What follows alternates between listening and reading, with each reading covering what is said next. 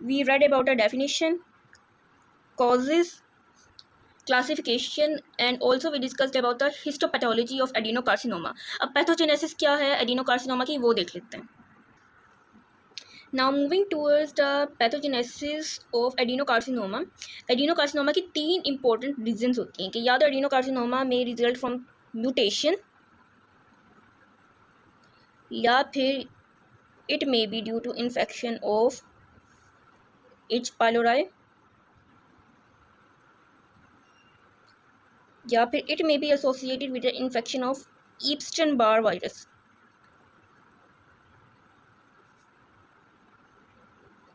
अब पहले हम म्यूटेशन को डिस्कस कर लेते हैं. डिस्कसिंग अबाउट म्यूटेशन, इसको हम 1 by 1 एडिनोकार्सिनोमा की टाइप्स के हिसाब से डिस्कस करेंगे. फॉर एग्जांपल एडिनोकार्सिनोमा की जो पहली टाइप है दैट इज डिफ्यूज टाइप.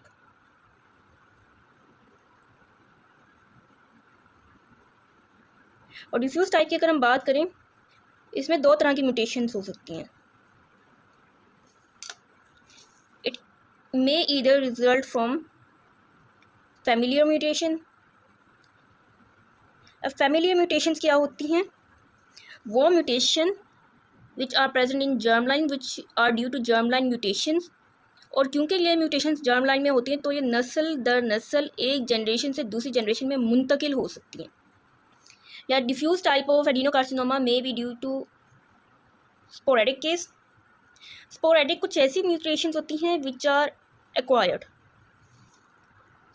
अब अगर हम बात करें in the case of diffuse type familiar mutation की, तो फैमिलियर म्यूटेशन में क्या होगा कि एक gene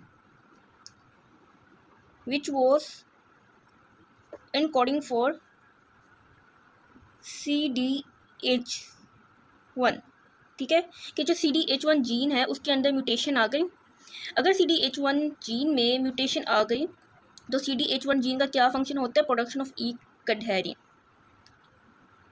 and E cadherin is responsible for intracellular junction for cellular adhesion, कि एक एपिथेलियल सेल को दूसरे एपिथेलियल सेल्स के साथ कनेक्ट करने में इसका इम्पोर्टेंट रोल होता है. तो डिफ्यूज टाइप में क्या होगा कि सबसे पहले एक CDH1 जीन में म्यूटेशन आई, CDH जीन में म्यूटेशन आ गई, विच मीन्स के प्रॉपर ट्रांसक्रिप्शन नहीं हो सकेगी, प्रॉपर ट्रांसलेशन नहीं हो सकेगी, no proper translation, no proper transcription, no proper production of E cadherin and no cellular adhesion, disturbance in intra epithelial junction या इंट्रा एपिथेलियल एडहेशंस. अगली क्या चीज़ है? That are sporadic cases. Sporadic cases में क्या होगा कि कुछ ऐसी म्यूटेशंस बॉडी में इंट्रोड्यूस हो जाएंगी which would result in methylation of CDH1. अब methylation of CDH1 promoter means कि जो CDH1 प्रोमोटर है उस पर सिर्फ CH3 जो ग्रुप है उसका एडिशन हुआ है. इन सबसे क्या होगा? It would result in a disturbance in the chemical structure. Disturbance in the chemical structure means no proper translation, no proper transcription. और जब ये प्रोसेसेस प्रॉपर नहीं हो सकेंगे it would result in no proper production of E cadherin protein, again no proper intracellular junctions. So basically ये कहना गलत ना होगा कि जो डिफ्यूज टाइप का एडिनोकार्सिनोमा है basically it result due to defect in E cadherin protein. अब जो इंटेस्टाइनल टाइप का गैस्ट्रिक एडिनोकार्सिनोमा है उसकी भी 2 तरह की म्यूटेशंस होती हैं. या तो फैमिलियर होंगी which run from one generation to another, या तो स्पोरेडिक होंगी. फैमिलियर जनरेशन के केस में हमें एक इंपॉर्टेंट केस देखने को मिलता है that is familiar adenomatous polyposis.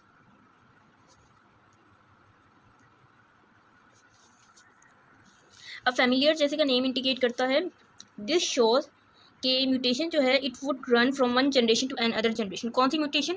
इस केस में म्यूटेशन होती है इन APC जीन.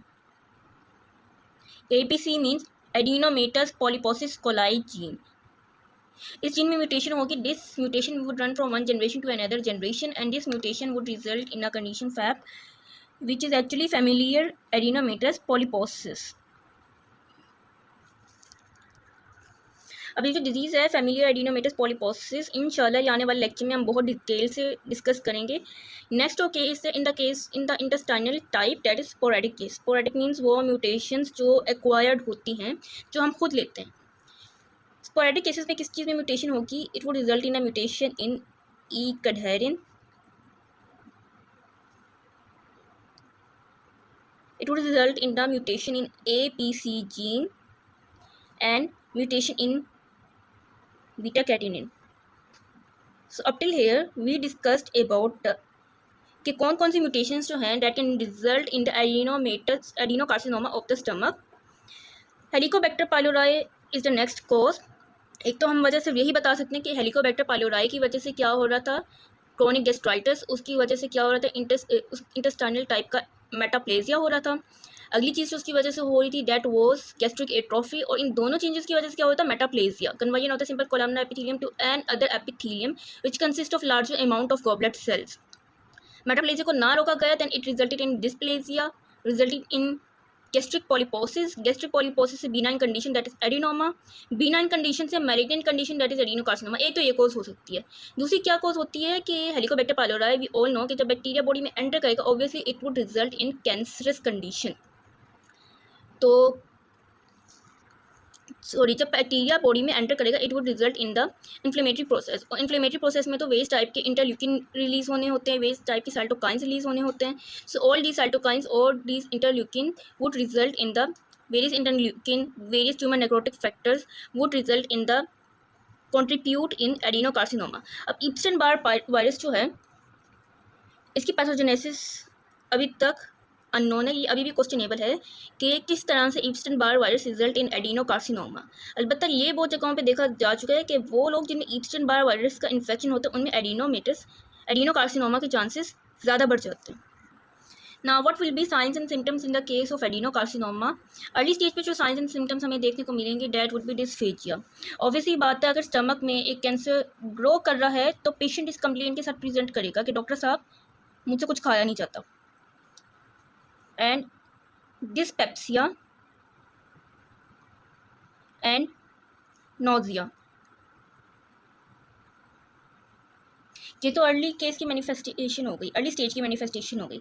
अगर इस स्टेज जो है वो लेट स्टेज होगी then the patient would present with anorexia. Patient सबसे पहले शिकायत करेगा डॉक्टर साहब मुझे भूख नहीं लगती, and obviously we have studied in a previous classes, third year में हमने पढ़ा था कि जो कैंसर सेल्स हैं वो कुछ ऐसे सब्सटेंसेस रिलीज करते हैं जिसकी वजह से भूख खत्म होती है, एनोरेक्सिया की कंडीशन होती है, और जब कुछ खाया नहीं जाएगा एनोरेक्सिया की कंडीशन होगी then obviously it would result in the condition of weight loss. मजीद the patient would represent with anaemia and haemorrhage.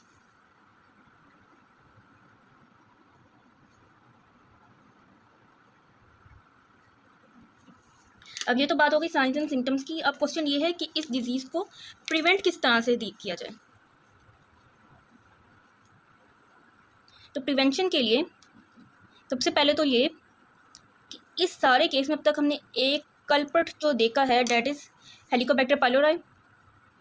Helicobacter pylori जो है उसको ख़त्म करने के लिए we have triple therapy and quadruple therapy, जिसमें मेट्रोनिडाजोल थी, क्लैरिथ्रोमाइसिन थी, एजिथ्रोमाइसिन थी एंड सो ऑन, ओमिप्राजोल भी थी शायद।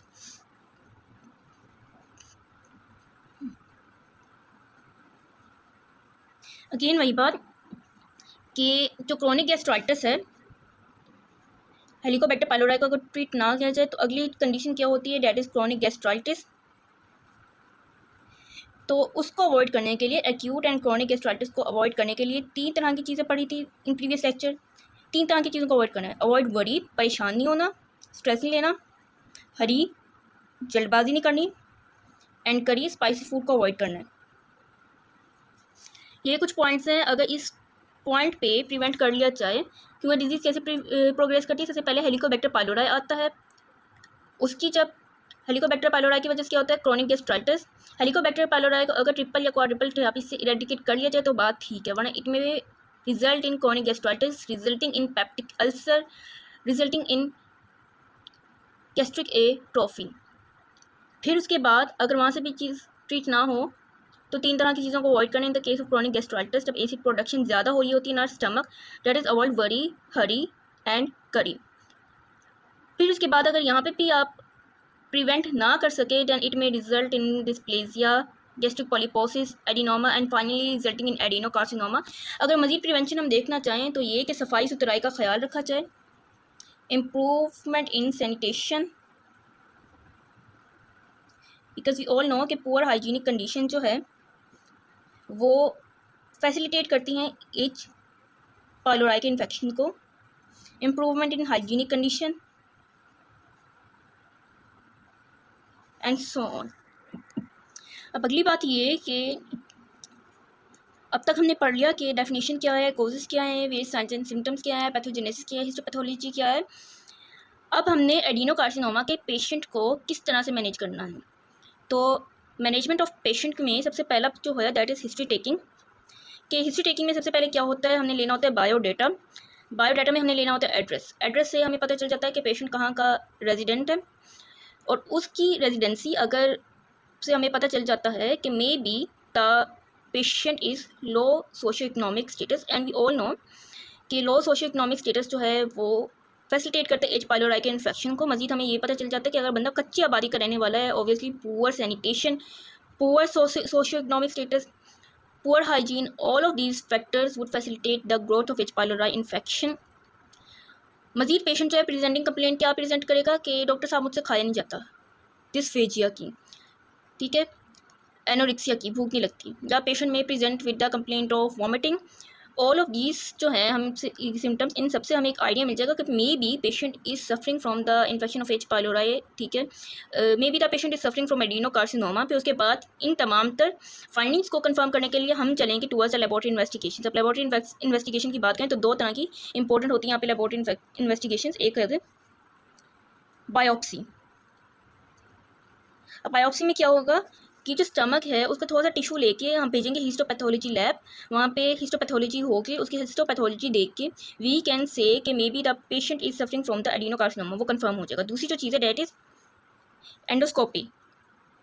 एंडोस्कोपी में अगर हम देखेंगे कि स्टमक में एक मैस है तो एक सस्पेक्ट जाएगा कि maybe the patient is suffering from the adenocarcinoma, वो पे टिश्यू बायोप्सी के थ्रू कंफर्म हो जाएगा।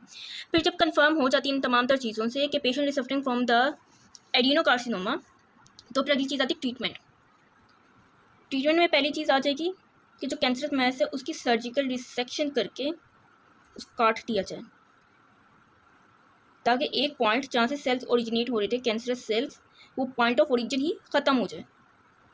दूसरी ये कि दूसरी जगहों पे जहाँ जहाँ पे कैंसर फैल गया है उस कैंसर को, कैंसरस सेल्स को वी कैन ट्रीट विद, उसको हम ख़त्म कर सकते हैं विद कीमोथेरापी।